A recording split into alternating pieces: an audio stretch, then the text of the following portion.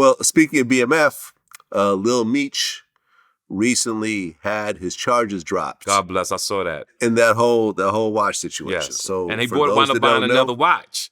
He went and bought another watch, yes. right? So the basically the story was, I think we covered this last time, or I'm not sure, but I've covered it a few times. Essentially, Lil Meech went to a jeweler. He had an $80,000 platinum Rolex. He put that as a down payment to a Richard Mille watch, which was about $250,000. He did not pay off the balance of that watch. The jeweler was calling him, trying to, get the rest of the money. He was dodging his phone calls.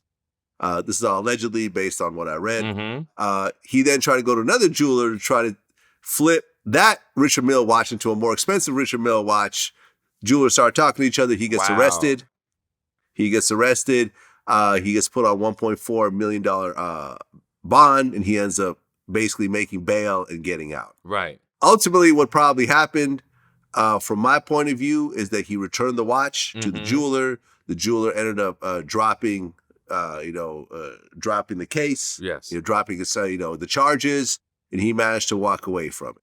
A lot of people were like, "Oh, Vlad owes Lil Meech an apology because he talked about that." I don't owe anyone an apology. At the end of the day, you're a reporter. At the end of the day, from my point of view, this was some dumb shit that he did, and luckily he's going to learn from, because a $1.4 million bond. No, let's take it deeper. I'm sorry to interrupt. Let's take it deeper. I'm going to take you somewhere deeper that people don't understand. He really got blessed, and I'm going to tell you why. Because even though the young man didn't press charges, they're lucky the state didn't pick it up. See, these young men who will say that Vlad need the old people apologize, I'm tired of that shit. Vlad need to apologize.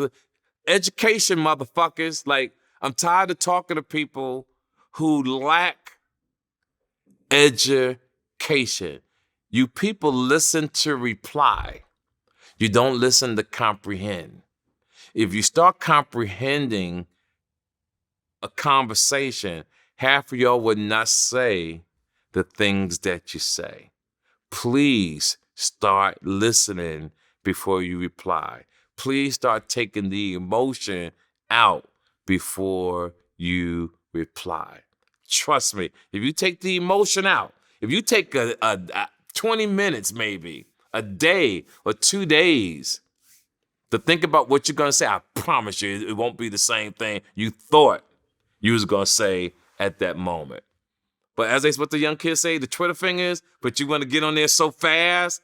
I saw a bitch thumbs move so fast the other day. I was on the plane. I said, "How old are you?" Because she said, "20." I said, "I knew you had to be young, because anybody past 35, cartilage in their thumbs don't move that motherfucker fast." I said, well, yeah, look, listen, I've interviewed Lil Meech before. I like the kid. Yes. I've met his dad. I've hung out with Big Meech. Yes. I've hung out with BMF in Atlanta. And I'm happy he's out and he can get back to his career. But that move probably cost him $140,000. Yep.